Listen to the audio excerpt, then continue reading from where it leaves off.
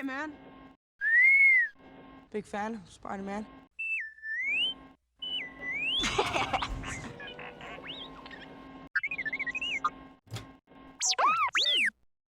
Yes! Hey guys, what's up? Welcome back to the Starkside. While you're here, please support the channel by hitting the like button. And if you're new here, hit that subscribe as well as the notification bell. Today we'll be talking about the Marvel Legends Disney Plus Wave 2 What If Zombie Hunter Spidey. So this review might contain spoilers about the Zombies episode and What If. So if you're not caught up on the series, spoiler warning. Moving on, here we have the Zombie Hunter Spidey in the standard Marvel Legends packaging. Here at the front we have that logo for the What If series as well as a label that says Disney Plus. Below it says Zombie Hunter Spidey. And at the top we have a nice image of the Watcher. On this side we have a nice artwork of Zombie Hunter Spidey. Same on the other side. And at the back we have a brief bio of the character. If you want to read that, you can pause the video. And here we have the other figures from the wave. Alright, let's get the Zombie Hunter Spidey out of the packaging. Hey, man.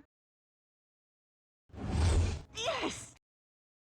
And here we have the Zombie Hunter Spidey. So just a bit of a context on this character. In this reality, Hank Pym's attempt to bring back his wife from the quantum realm instead results in a virus that causes a zombie outbreak, infecting a lot of people, including the Avengers themselves. Only a small ragtag group of survivors remain, and this includes Spider-Man. Right off the bat, I think this Spider-Man figure here has the best design for an MCU Spider-Man suit. Due to legal reasons, Disney can't use the Stark suit design from Homecoming as it is technically a Sony movie. I know for a fact that this Spider-Man suit here is based on the Disney Park suit, which was designed by the great Ryan Menarding, who designed most of the MCU costumes and has been with Marvel Studios since Iron Man. This design here is probably the closest thing that we will get to a classic MCU Spider-Man suit. I think it blends the classic comic costume of Spider-Man and the modern nature of the MCU, so you can see some elements of the Stark suit here. Anyway, there are things that I really love about this figure, and there are also things that I really don't like about it. So yeah, but before we talk about the figure itself, let's go over the accessories. Besides the Build-A-Figure piece for the Watcher and the alternate masked head sculpt, the Spider-Man figure comes with 2 pairs of hands and the Cloak of Levitation. Taking a closer look at the hands, so he comes with both the Thwip hands and the Fisted hands. These are just reused from the Homecoming figure. Anyway, these are sculpted nicely, nice red paint.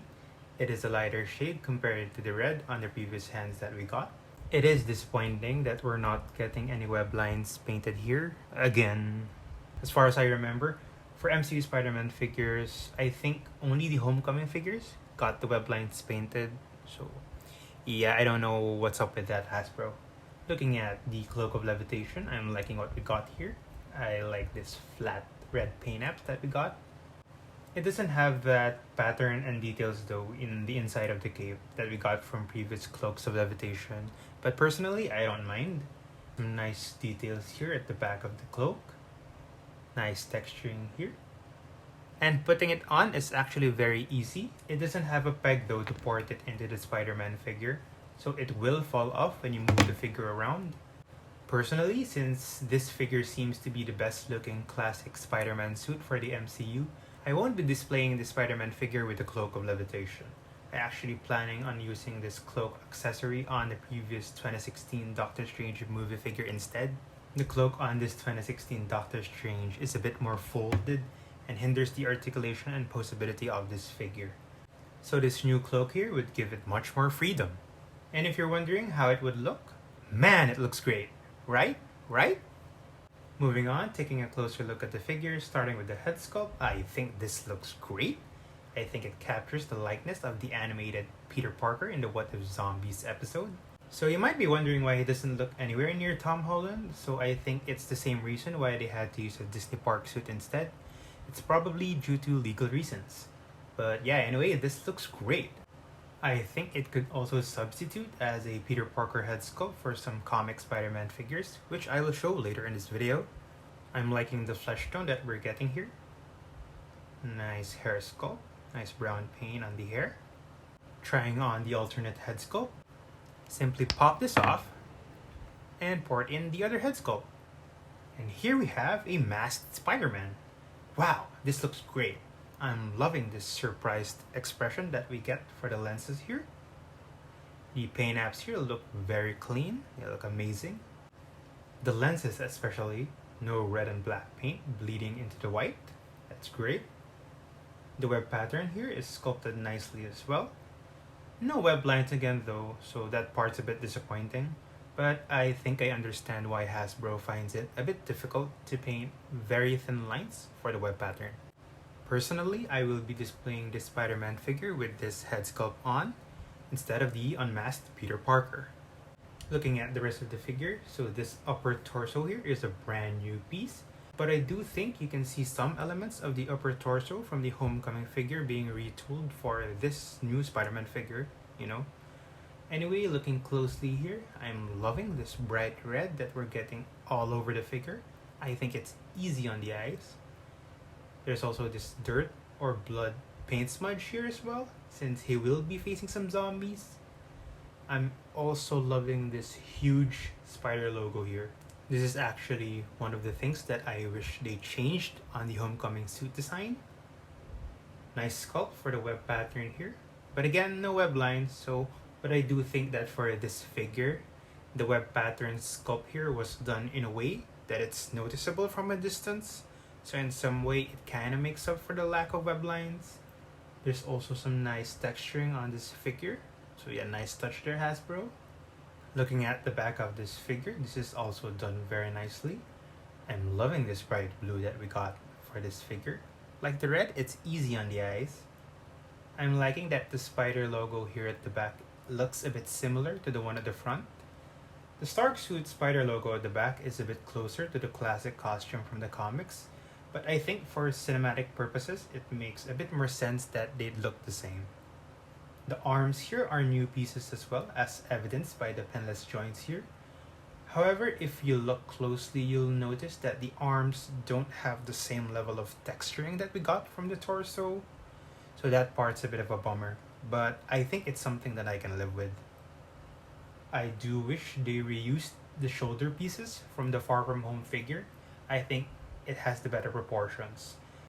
The shoulders on this new figure look a bit smaller than what is normal for a human, you know. The web shooters here seem to be separate pieces as well, so that's something that I really like. However, I do wish that they painted it silver, you know, instead of this bland gray beige combination here. I don't know, but it is sculpted nicely though. Looking at the rest of the figure, so this hip piece here is also a brand new sculpt. The rest of the figure is just reused, so these leg pieces here are just the same from the Homecoming figure. You'll also notice that these don't use pinless joints, so yep, these are really just the same pieces. Anyway, the paint apps are different. We're not getting that suit pattern from the previous figure here that shows the tech nature of the Homecoming suit. But I'm actually okay with that. This bright blue here really makes up for it. We also get this added blood paint smudge here. So yeah, that's a nice touch there as well. But I would have preferred if they gave us a clean version of this figure instead. All these added effects, this dirt and blood paint smudges, I think you can do some customization on your own if you want to do that. So yeah, I wish they just gave us a clean version of this. But this is alright. It's alright. Overall, I love the sculpt and paint apps of this Spider-Man figure. The lack of painted web lines is a bit of a disappointment, but when you look at the figure from a distance, the very thin small shadows caused by the web pattern sculpt here kind of makes up for it. Let's go over the articulation. So the cloak of levitation doesn't really hinder the movement on this figure, so that's great. Anyway, Spider-Man can look up very far, so that's good. And he can look down all the way as well. His head does rotate. No forward-backward shifting motion though. No neck pivot as well. His arms can bend upward very far, but just below the 90-degree mark. And they can bend down all the way as well. His shoulders do rotate 360. He has a bicep swivel. Double jointed elbows, nice pinless joints there. His wrists do rotate and move up and down. We get the same articulation for the flipping hands as well. He has an ab crunch forward and backward as well. He has a waist swivel. His legs move upward very far, but not so much backwards. His hips do move outward only that far, so I wish he can do more with that. He has a thigh cut here, double jointed knees, no calf rotation. His ankles do move up and down as well, and he also has ankle pivot. I do want to point out that this figure has no butterfly joints. Ugh, come on, Hasbro. This is probably the most frustrating part of this figure. Almost all previous MCU Spider-Man figures got butterfly joints, so I really don't understand why Hasbro didn't do the same for this new one. Spider-Man figures should have butterfly joints. I mean, they need the wide range of movement and posability. Another thing that I want to point out is when you play around with the figure, I noticed that the plastic here around the arm doesn't feel that strong or durable. I mean, when I bend the arms upward, sometimes I feel like I might accidentally break the peg holding them together or something. So yeah, I think you need to be careful with the arms on this figure. This figure also isn't capable of doing the classic crouching pose for Spidey, but I think I have a workaround for that. What I do is I pop off the legs altogether and port them this way, and voila! An MCU Spider-Man figure doing that crouching pose. You can also do the same thing on the previous MCU Spideys. Anyway, moving on, for some figure comparisons, here's the MCU Spider-Man next to the other MCU Spider-Man figures that I currently have. We have the Stark suit from Spider-Man Homecoming, the Iron Spider suit, the Stealth suit, and the upgraded suit. I think for the most part, this figure scales up pretty well with the other MCU Spider-Man figures. If you also have the Tom Holland head sculpt from this Iron Spider, you can try that on. I don't think it really works that well. The neck here looks really long. And here's the new Spider-Man figure next to the classic suit Spider-Man from the retro wave. So yeah, you can really see the inspiration for this Disney Park suit.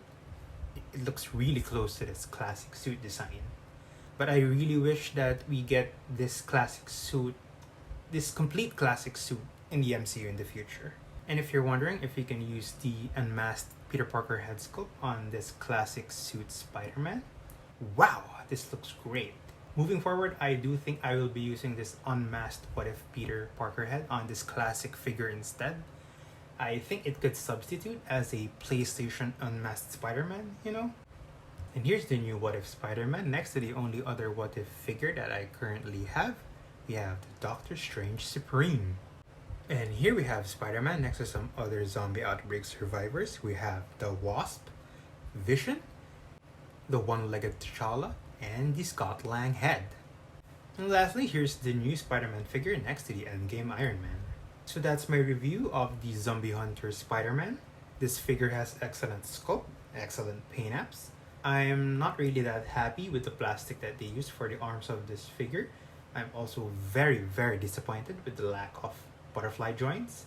In summary, I would say that I have some mixed feelings about the Spider-Man figure. When I see this figure, I get really happy with what I see. Like I said, the red and blue are easy on the eyes. But as soon as I start to play around with the figure, the disappointment and frustration sink in.